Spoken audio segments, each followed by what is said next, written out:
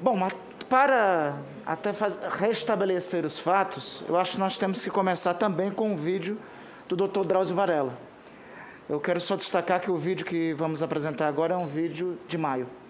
Por favor. No passado, durante a gripe espanhola, a gente Maio de tinha 2020. corpos sendo carregados. Maio de 2020. No passado, durante a gripe espanhola, a gente tinha corpos sendo carregados em carroças por aí, e que isso não ia ser, que a Covid de forma alguma ia ser uma coisa parecida.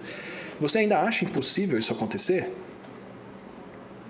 Não, acho que não está acontecendo já, não é, Átila? Eu tenho esse remorso de, no início, não ter avaliado bem o que podia acontecer, qual seria a agressividade desse vírus.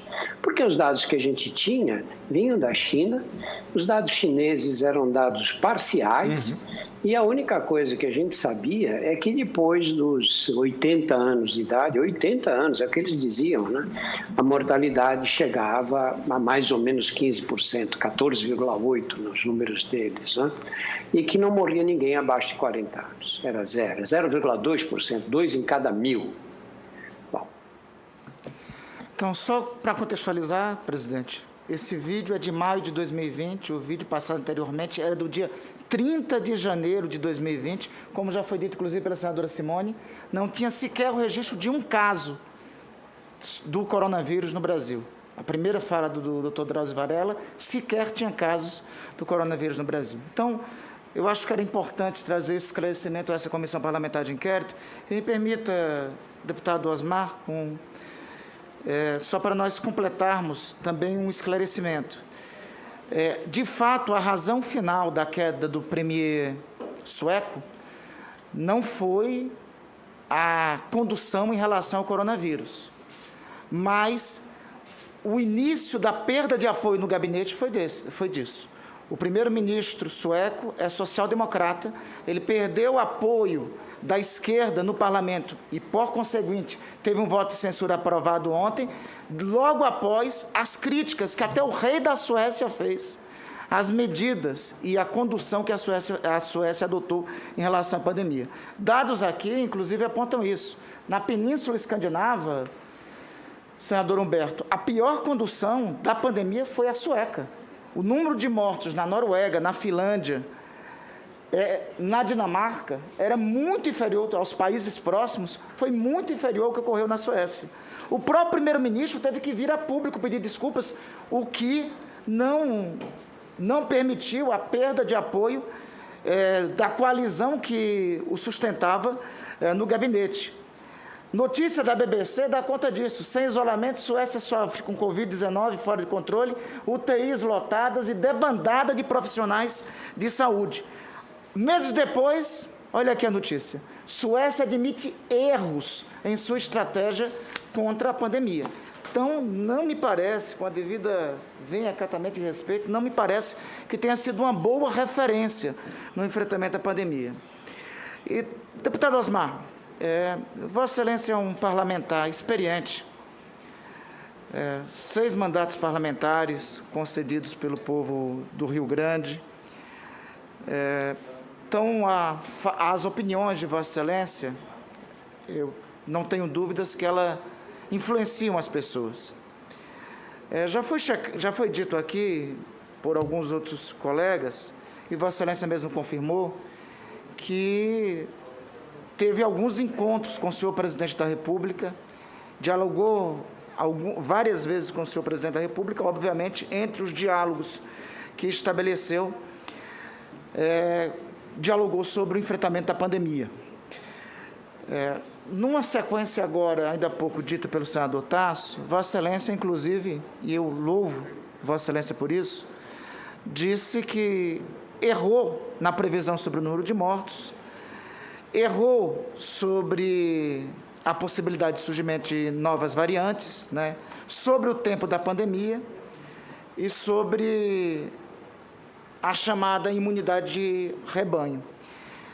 Nesse curso das opiniões de Vossa Excelência, que pelo que já foi demonstrado aqui, inclusive pelos vídeos, é uma opinião que Vossa Excelência sustentou pelo menos até dezembro do ano passado, nesse curso das opiniões de Vossa Excelência, Em quantas oportunidades Vossa Excelência conversou com o presidente da República e dialogou com ele sobre o enfrentamento à pandemia? Senador Randolph, eu conversei com o presidente várias vezes. Eu vi aqui que saiu publicado agora que foram 20 vezes. Né? 20 vezes em um ano e meio, né? Não é um... tem deputados, aliás, muitos deputados que conversam muito mais mais com ele do que que eu. Pazuello, viu? Bem mais que Pazuello. Foi mais que o ministro da Saúde, foi mais que o ministro da Saúde. Mas é por questões políticas, inclusive independentes dessa questão aí, a questão da eleição da Câmara, a questão... Tem um monte de questões aí.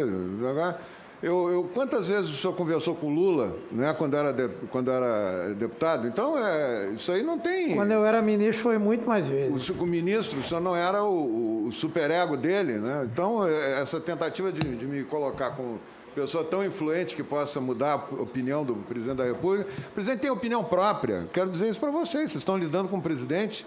Esse país tem um presidente que pensa e que tem opinião própria sobre tudo. Ele ouve pessoas, né? Ele ouve e decide. E é isso que eu lhe pergunto. assim, em relação à pandemia, ele ouviu? Me ouviu algumas vezes e me perguntou algumas coisas em um ano e meio. Não tem um gabinete, senador, isso que eu quero dizer. Não existe um lugar que as pessoas se reúnem para influenciar. Ele podia até ter criado isso, se ele quisesse. Ele não criou. Ele ouve ouve outro. É isso que ele faz. Eu sou deputado, não falar, vou me colocar na posição de não falar com o presidente. Ora, não, em absoluto. Eu fui ministro dele, eu tenho amizade não, em absoluto. com ele, né? Não, em absoluto. O objeto, o destino da minha pergunta é exatamente isso. Que Vossa Excelência nos confirma. Ele lhe ouviu várias vezes nesse um ano e meio. Naquela opinião que ele ouviu, a opinião que Vossa Excelência emitia para ele em relação à pandemia, era essa opinião que Vossa Excelência externava. Inclusive, só um dado, se Vossa Excelência me permite, entre as opiniões que Vossa Excelência externava, uma das opiniões de imunidade de rebanho, o senhor emitiu 135 twitters sobre essa opinião. Segundo dados do portal Aos Fatos, esses twitters chegaram a ter 3,2 milhões de interações. Então, influenciou bastante, não somente influenciou ao presidente da República, mas trouxe influência à opinião pública. Só estou dando o dado de um dos twitters, que é esse Twitter sobre imunidade de rebanho, que corresponde a 14,8% de suas opiniões. Eu acho que Vossa Excelência confirma que exerceu influência, dialogava frequentemente com o presidente da República e, na oportunidade, não sei se Vossa Excelência ainda tem as mesmas opiniões, mas, na oportunidade, externava essas opiniões que estavam presentes nas redes sociais de Vossa Excelência. Senador, eu posso lhe dizer o seguinte, eu tenho uma rede social que cresceu muito, inclusive depois que eu saí do Ministério, né? Não foi nem como ministro, né? Em função de opiniões que eu tenho e que as pessoas que me seguem concordam, e tem os que me seguem só para me ofender também, tem de tudo, né? Vocês também Nós devem ter todos isso temos. Nas redes de vocês. Então, o que eu posso dizer é que eu sou um deputado, senador. Eu sou um deputado como outros. Já viu as fotos do presidente? Já viu o deputado Hélio? Quantas vezes está com ele? O Hélio visita o presidente muito mais do que eu. Eu não vou no Palácio da Alvorada, eu não participo de lives com o presidente. Olha quantas pessoas participam de lives com ele. De vez em quando eu falo com ele, qual é o problema? Se eu fosse tão influente assim, eu estaria em outra situação. Eu tô dando opiniões sobre o que eu acredito, porque eu vivi, senador. Não, perfeitamente. Eu vivi mas isso. veja, deixa eu lhe dizer, eu não estou subestimando a vossa opinião. Ao contrário, eu estou superestimando e estou dizendo que essa opinião teve influência direta sobre o presidente da República. E, Vossa Excelência, nós todos somos parlamentares, temos seguidores que argumentam em nosso favor e contra-argumentam nas redes sociais. Vou aqui, por exemplo, citar uma dessas argumentações e contra-argumentações em um Twitter de 20 de dezembro de 2020. No espaço de tempo que dura uma pandemia, não ocorrem mutações significativas num vírus pandêmico. Portanto, até que se prove o contrário, não existe uma nova pandemia de um coronavírus mutante. Um seguidor seu, divergindo, disse: doutor Osmar, tenho uma dúvida. Esse repique das infecções, o senhor acha que pode durar muito tempo ou pode em pouco tempo ter uma queda brusca? O senhor responde: repique indica que o vírus adquiriu massa crítica de contágio para chegar logo na imunidade de rebanho, 85% a 90% da população. No geral, estaríamos perto de 80%, os já infectados, mais os que têm imunidade prévia. Assim, estaríamos na reta final da pandemia, que se deve resolver em semanas, né? Então, o cidadão divergiu de sua opinião, o senhor sustentou a vossa opinião sobre a tese da imunidade de rebanho. O que nós estamos concluindo é que, de fato, e pelos encontros que Vossa Excelência teve com o presidente, essa opinião, de alguma forma, afetou, influenciou o presidente da República. Se Vossa Excelência, inclusive, destacou isso aqui, Vossa Excelência disse que o vírus vivo, só me corrija se eu estiver errado, o vírus vivo é melhor que o vírus morto. O senhor tem essa convicção? Senador, o senhor está colocando uma coisa que eu não disse. Eu disse que a formação de anticorpos... Me permita, porque foi um trecho de vossa declaração na preliminar aqui. O momento em que o vírus... os anticorpos que um vírus vivo forma, como ele é muito mais agressivo que o vírus morto, né? Ele forma muito mais anticorpos. Isso é um raciocínio lógico, né? Que um vírus morto. Eu não estou recomendando as pessoas se contaminarem. É essa a ilação que vocês estão tentando fazer aqui, que eu estou recomendando. Eu defendo a vacina, defendo a proteção individual, defendo a proteção do grupo de risco, que não foi feita pelos governos estaduais. Eu defendo sempre se fez em todas as pandemias, não é as pessoas se contaminarem livremente. Isso é um absurdo. Isso não existe, né? O que a imunidade de rebanho é, senador, é o resultado final, ela não é uma estratégia nem uma tese. É importante deixar claro isso. O senhor falou que sobre a Coreia e o Japão, que foram exemplos bem-sucedidos no enfrentamento à pandemia. O senhor não acredita que isso se deve, entre outros assuntos, entre outras medidas, ao fato de lá ter testado mais? Sim. Eu considero. Acho que a testagem é muito importante. Nós oferecemos para o governador do Rio Grande do Sul, conseguimos 1 milhão de testes. E o governador não se importou muito com isso. Deve ter usado lá os testes. O governo federal ofereceu. Trocar os testes, trocar o lockdown e a quarentena e as bandeiras pretas e vermelhas por uma testagem maior, que não aconteceu. Perfeitamente. Neste caso, então, é mais uma razão do fracasso no Brasil, porque nós testamos pouco. Testamos muito pouco, fomos um dos países que menos testou, segundo dados de diferentes instituições, inclusive da Organização Mundial de Saúde. Deixa eu lhe perguntar uma coisa. O senhor disse, ainda sobre a chamada imunidade de rebanho, Vossa Excelência tem algum exemplo de algum vírus que foi embora por imunidade de rebanho, por infecção? Todos os vírus vão embora por imunidade de rebanho. O influenza está aqui há mais de 100 anos. Não. Imunidade de rebanho, surto, nós estamos falando de surto epidêmico, surto pandêmico, é isso que nós estamos falando. Aí as notícias que eu tenho é que o único vírus que foi contido, foi pela vacina, foi a varíola. 200 anos. 200 anos de pela vacina. vacina. 200 anos de vacina. Perfeitamente. 200 anos de vacina. Então, nós não podemos esperar 200 anos de vacina. O que eu estou dizendo é o surto, senador. O surto é quando rapidamente aumenta o contágio, exponencialmente, aumenta uma quantidade enorme de pessoas contaminadas todo dia e depois diminui e termina.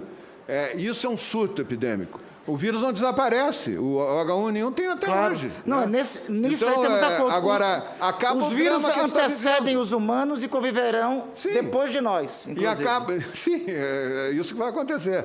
E o que o vírus faz, esse surto, é que nós precisamos terminar, nós temos que terminar o surto. É a quantidade de casos novos por dia. Que será com a vacina. Com a vacina, e vai somar a vacina para fazer o percentual necessário para terminar, quem já se contaminou também, sem querer contaminar. Doutor Osmar, o senhor conhece, obviamente, a ADI 6341, é porque Vossa Excelência falou aqui várias vezes da decisão do Supremo Tribunal Federal sobre governadores, prefeitos e a responsabilidade da União. Vossa Excelência muito bem conhece a decisão da ADI 6341. 15 segundos. Perfeitamente? Eu não sei se esse é o número, eu não tenho ideia, mas se é o mesmo assunto... Tá, então me permita fazer a leitura para o senhor e para que restar claro isso daí. Veja o que diz o relator, o ministro Marco Aurélio, foi decisão da maioria dos membros do Supremo Tribunal Federal. A diretriz constitucional da hierarquização constante do caput do artigo 198 não significou hierarquização entre os entes federados, mas comando único dentro de cada um deles. É preciso ler as normas que integram a Lei 13.979 de 2020, como decorrendo da competência própria da União para legislar sobre vigilância epidemiológica nos termos da Lei Geral do SUS, Lei 8080 de 1990. O exercício da competência da União em nenhum momento, repito, grifo nosso, o exercício da competência da União em nenhum momento diminuiu a competência própria dos demais entes da Federação na realização de serviços da saúde. Nem poderia. Senador. Afinal, a diretriz constitucional é a de municipalizar esse serviço. Me parece que a decisão do egrégio Supremo Tribunal Federal é no sentido da consagração do princípio constante na Constituição que o direito à saúde, o dever do Estado em oferecer saúde e o direito a todos à saúde é matéria concorrente da União, dos Estados e dos municípios. Só para restar claro, e falo isso já para concluir, senhor presidente, que a decisão do Supremo me parece claríssima em não inibir a atribuição de ninguém. Ao contrário, clarear qual é a contribuição, qual é a atribuição e a responsabilidade de cada um dos entes federados, União, Estados e municípios. E o próprio relator, no texto da decisão da ADI, fala da competência e da responsabilidade da União. Por fim, assim só, doutor Osmar Terra, o deputado federal, o médico é o senhor, mas me permita aqui, eu posso falar como historiador. Eu recomendo a leitura de uma obra chamada Bailarina da Morte, da Heloísa Starling e da Lilian Schwartz. É uma obra sobre a pandemia de 1918. E nessa obra, essas duas mais conceituadas historiadoras do país, num resgate histórico, fala da chegada da dita gripe espanhola, que o nome inclusive é indevido, né, da influenza no Brasil, e elas destacam na obra o seguinte: os médicos e a ciência diziam que com a chegada daquele vírus era necessário medidas de isolamento. Em 1918,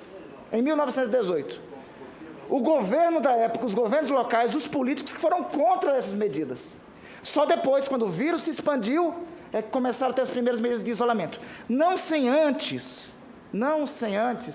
alguns advogarem que o remédio para enfrentar a influenza era um tal de quinino, alguma coisa parecida com hidroxicloroquina. Lembra aquela história, né? Eu vejo o futuro repetir o passado, eu vejo o Museu de Grandes